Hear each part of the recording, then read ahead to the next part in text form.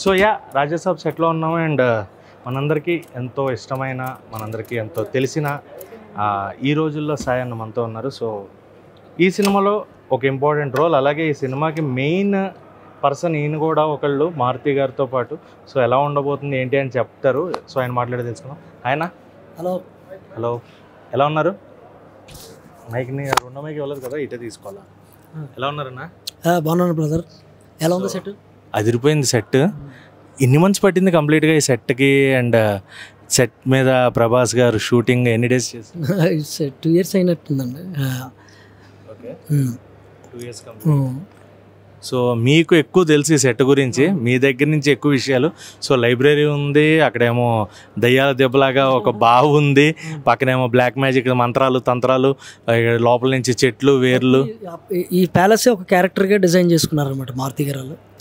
So ఎందుకంటే pre క్లైమాక్స్లోనే cinema దగ్గర ఇంకా ఇందులోకి వస్తుంది సినిమా. ఇందులోకి వచ్చిన తర్వాత ఎవ్రీథింగ్ ఎగ్జైట్మెంట్ ఉంటుంది. ఇందులోనే కామెడీ ఉంటుంది, ఇందులోనే హారర్ ఉంటుంది, ఇందులోనే ఇంటెన్స్ ఉంటుంది. అట్లాగా ఉంటుంది అని అనాలంటే ఉన్నది ఈ ప్యాలెస్ కాబట్టి ప్యాలెస్లోంచి క్రియేట్ చేశారనమాట. సో అందుకని everything is designed. This all credit goes to Maruthi గారు టీమ్, ప్రొడక్షన్ టీమ్ అండ్ అలా. ఇంకొక డౌట్ ఉంది, అంటే మాకు పోస్టర్లో ప్రభాస్ గారు ముసలాయన్ లాగా ఉన్న గెటప్ చూపించారు, ఇక్కడేమో మాకు అన్నీ కూడా సంజయ్ దత్ గారి ఫోటోలు కనిపిస్తున్నాయి. కొన్ని డౌట్లు అడగకూడదు, ఆ డౌట్లు ఉంచాలనే కదా సినిమా తీసింది. It's a different brother. అంటే ఇట్లాంటివి మీరు చిన్న చిన్న అడుగుతున్నారు, చాలా విషయాలు దాచిపెట్టారు. అది సినిమా యొక్క స్ట్రాటజీ. ఏమనుకుంటున్నారు, మీరు ఏమనుకోవట్లేదు, ఇవన్నిటికీ ఖచ్చితంగా సినిమా రిలీజ్ అయినప్పుడు చాలా ఎగ్జైట్మెంట్ క్రియేట్ అవుతుంది. నేను దగ్గరుండి రోజు చూసి స్క్రిప్ట్లో చూసాం కాబట్టి I'm really impressed the work of Maruthi గారు. ప్రభాస్ గారిని అంత దగ్గరగా చూస్తూ ఆయనతో సెట్ మీద వర్క్ చేయడం ఆయనతో పాటు ఎలా అనిపించింది? అండ్ ప్రభాస్ గారి గురించి చెప్పాలి అంటే 1 wordలో ఏం చెప్తారు? అదే రెబల్ స్టార్ అని మటుకు చెప్పొద్దు, అది అందరికీ తెలుసు. ఆయన ఎక్కడ బాగోలో ఆయనకు తెలుసు, ఎక్కడ డార్లింగ్ ఆయనకు తెలుసు. ఆ రెండింటిని సెట్లో ఎప్పుడు మెయింటైన్ చేస్తారు. అంటే సీన్ యొక్క హై ఇంటెన్స్ వచ్చినప్పుడు ఆయన ఎంత పైకి తీసుకెళ్లాలో అంత పైకి తీసుకెళ్ళే అద్భుతమైన ప్రాక్టీస్ కానీ ఆ కథని అర్థం చేసుకునే విధానం. అంటే నేను యాక్టర్గా గమనిస్తున్నప్పుడు, చాలా కథగా గమనిస్తున్నప్పుడు ఈయన కానీ అది నాకు బాగా అద్భుతంగా అనిపించింది. ప్రిపరేషన్ చాలా ఎక్కువ ఉంటుంది ఆయన. అలాగే బాహుబలిగానే ఉండిపోయాడు ఆయన. డార్లింగ్ అని కూడా ఎక్కడ ఎలాగ అందరికీ ఎట్లాంటి కంఫర్ట్ ఇవ్వాలి, ఆ చిన్న చిన్న సెన్సిబుల్ సీన్స్ ఇచ్చినప్పుడు కూడా అంత స్టార్ అనేది కాకుండా దాన్ని ఎట్లాగా ఆయన బాడీలోకి తెచ్చుకొని దానికి ఒక చిన్న చమక్ ఎట్లా ఇవ్వాలో అది ఇస్తారు. ఎంతమంది కమెడియన్స్ చేసినా కమెడియన్స్ ఎరగొడేశారు సినిమాలో, అందరు కూడా వేశారు. కానీ ఆయన చేసినప్పుడు ఒక మ్యాజిక్ చేశారు. ఓకే, అండ్ ఇంకోటి మనకు ఉన్న question mark, double role Prabhas గారిది అనేది కూడా ఒకటి గట్టిగా బయట 100 questions అడగని చెప్తే నన్ను వేస్తారు ఇక్కడ. అట్లే ఉండదండి, ఇది అనుకోండి, but you will audience will get super excitement. Tamannaah గురించి ఏం చెప్తారు? బాబోయ్, నాకు ఫస్ట్ అదే అంటున్నా. ఈరోజు చూసి షాక్ ఏంటంటే, నేను 3-4 రోజుల కిందట చూసాను అనమాట ట్రైలర్ని, మ్యూజిక్ లేకుండా. తర్వాత మారుతి గారు మ్యూజిక్తో చూపించారు. అసలు ఏమి ఇచ్చాడు అసలు, అమ్మ బాబోయ్, ట్రాన్స్కి తీసుకెళ్ళిపోయాడా అసలు. Is master of goose bumps, అంతే, క్రియేటివ్ గూస్ బంప్స్. అంటే మీరు మాకు సీన్స్ ఏం చెప్పొద్దు, బట్ మీ వరకు మీకు సినిమా తెలిసినంతకు ప్రభాస్ గారి ఫ్యాన్స్ ఈ పాయింట్లో ఈయనమ్మా ఇది కదా ప్రభాస్ అంటే అని అనిపించే సీను ఇంటర్వెల్లా, క్లైమాక్సా, ప్రీ క్లైమాక్సా, ఎలా ఉండబోతుంది అక్కడ?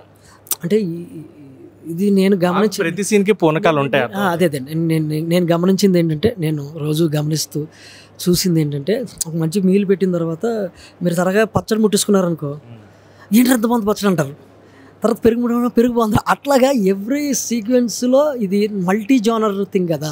కామెడీ చేయాలి, fantasy, horror, one of the beautiful story ఉంది దీంట్లో. ఇవన్నీ వాటి ప్లేస్మెంట్కి వచ్చాయి. కానీ మళ్ళీ సినిమా 2.5-3 గంటలే కదండి.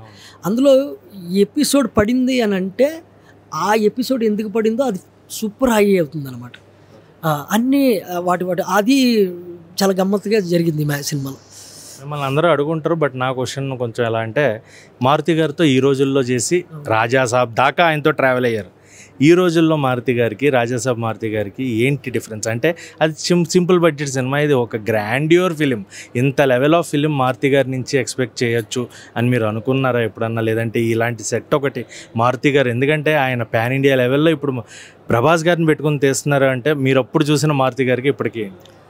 Wonderful question. అంటే అదే నేను ఇందాక కూడా అది చెప్తున్నా, ఆయన అప్పుడు ఒక రకమైన కష్టపడ్డాడు, అంటే కష్టం అంటే మేనేజ్ చేశాడు, ఇప్పుడు ఇంకో రకంగా మేనేజ్ చేశారనమాట. అప్పుడు ఏంటంటే సోర్సే లేవు మా దగ్గర. ఈ రోజుల్లో అది చేసినప్పుడు సింగిల్ కెమెరా, లొకేషన్ పర్మిషన్ కూడా దొరికేది కాదు, అంటే దొంగచాటుగా తీయాలి. దాన్ని ఎంత చక్కగా మేనేజ్ చేసుకోవాలో మేనేజ్ చేసేవాడు ఆయన. ఇప్పుడు ఎక్కువ క్రియేట్ చేయాలి. ఎక్కువ క్రియేట్ చేయడం కూడా చాలా పెద్ద కష్టం. ఎక్కువని మేనేజ్ చేయడం కూడా చాలా కష్టం. దాన్ని కూడా అదే విధంగా ఈజీగా మేనేజ్ చేస్తాడు ఆయన. అక్కడ సమస్య వచ్చినప్పుడు ఏమీ పెద్ద కష్టపడిపోయి కంగారు పడిపోలేదు, ఇప్పుడు ఏమీ పడలేదు. ఓకే, ఆయనకి ఏమొచ్చు, ఆయన ఏం చేయాలనుకున్నాడో అది చేసాడు అంతే. చాలా సింపుల్, నాకేం పెద్ద మార్పు ఏం కనిపించలేదు. వర్క్లో చేంజ్ అయిపోయింది అంతే.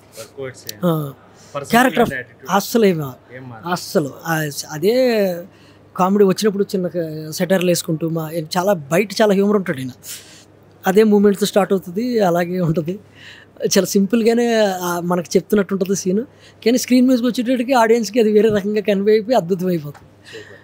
సో మీ నుంచి, సాయన్న నుంచి డైరెక్షన్లో ఫిలిం ఎప్పుడు ఎక్స్పెక్ట్ చేయొచ్చు? మేము చాలా ఈగర్గా వెయిట్ చేస్తున్నాం. నేను కూడా చాలా వెయిట్ చేస్తున్నానండి, ఎందుకంటే నేను యాక్టింగ్కి దూరంగా అయిపోయి ఇందులో బలవంతంగా ఒక చిన్న గ్లిమ్స్, అంటే బలవంతం మీన్స్ అదే నా ఉద్దేశం, అది కాదు.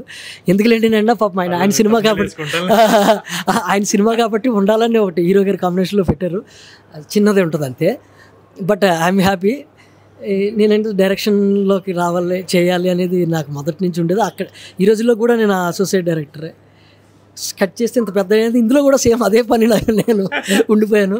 I'm so happy. ఆయన గ్రోత్ చూసి చాలా సంతోషంగా ఉంది. ఇప్పుడు నా గ్రోత్ కూడా అవ్వాలి కాబట్టి I'm trying brother. I hope audience next చేసే సినిమా డైరెక్షన్ని వాటిని యాక్సెప్ట్ చేయాలని కోరుకుంటూ. లాస్ట్ క్వశ్చన్ అన్న, ప్రభాస్ గారితో ఒక సీన్లో చేసామన్నారు, ఆ సినిమాలో ఉంటుందా వెళ్ళిపోద్దా? సెకండరీ తర్వాత వదిలిపెడదాం. ఎలా ఉంది ఆ సీన్ అండ్ ప్రభాస్ గారితో వర్కింగ్ ఎక్స్పీరియన్స్? ఉంటుందిగా, చిన్న భయం ఉంటుంది, కొంచెం నర్వస్ ఉంటుంది. ఆయన తీసేసాడు ఆ నర్వస్. చిన్నదో ఒక ఆటో క్యారెక్టర్ ఏదో ఉంటుంది, అట్లా కాదు కొంచెం, ఎందుకంటే టెన్షన్ ఇది ఇలా చేయాలని చిన్న సలహాలు ఇవ్వడం బాగా చేశారు ఆయన. అంటే నాకు యాక్టింగ్ దగ్గర పెద్ద భయమే ఉండదండి, యాక్టింగ్ చేసినప్పుడు యాక్టింగ్లా ఉంటుంది. దట్టు ఇంత రోజు ఇది ఉంటుంది కాబట్టి అంత అనిపించలే. కాకపోతే చిన్న బాధ కలిగింది, ముందే మనం ఏమైనా మంచి క్యారెక్టర్ కమిట్ అయిపోయి ఉంటే బాగుంది కదా, అది నేనేమో డైరెక్షన్లోనే మారుతి గారు కూడా దాని గురించి ఎప్పుడు అడగలే. అదొక్కటి చాలా బాధ అనిపించింది. ఇందులో ఆయన కామెడీ అంటే నాకు ఈజీ టైమింగ్ కదా, మారుతి గారిది ఇంకా నాకు నేను పట్టుకోగలను అనుకుంటే మరి నువ్వే రాలేదని ఈయన అనేవారు. బట్ హోపింగ్ రాజాసాబ్ 2 కూడా ఉంటుందని ఎక్స్పెక్ట్ చేస్తున్నాము. ఈసారి వదలను, అది ఉంటే ఈసారి బలవంతంగా అయినా సరే ఉండొచ్చేమండి, ఉండొచ్చు. 2 అంటే ఉంటుందేమో తెలీదు. బట్ ఈ సినిమా ఫస్ట్ అయితే మాత్రం ఫినిష్ ఇస్తారు. 2 అంటే సీక్వెల్ లాగా ఎవరో చేయరని ఇదైతే క్లియర్, నేనే కదా ఆయనే చెప్పేశారు. ఈ కథను కొంచెం వదిలి మిగతా కథ అందులో చూడండి, ఇట్లాంటివి ఉండవు. ఇది ఇక్కడతో క్లోజ్. ఆ వరల్డ్ని ఏమన్నా తర్వాత బిల్డ్ చేస్తారేమో, నెక్స్ట్ ద రాజాసాబ్ వరల్డ్ని తీసుకెళ్ళి కొత్త సినిమా చేస్తారేమో ఆ వైపు. So all the very best అన్న, మీ కష్టం ఫలించాలి అండ్ మారుతి గారితో మీ వైపు ఇంకా గట్టిగా. Thank you brother, all the best మీకు కూడా.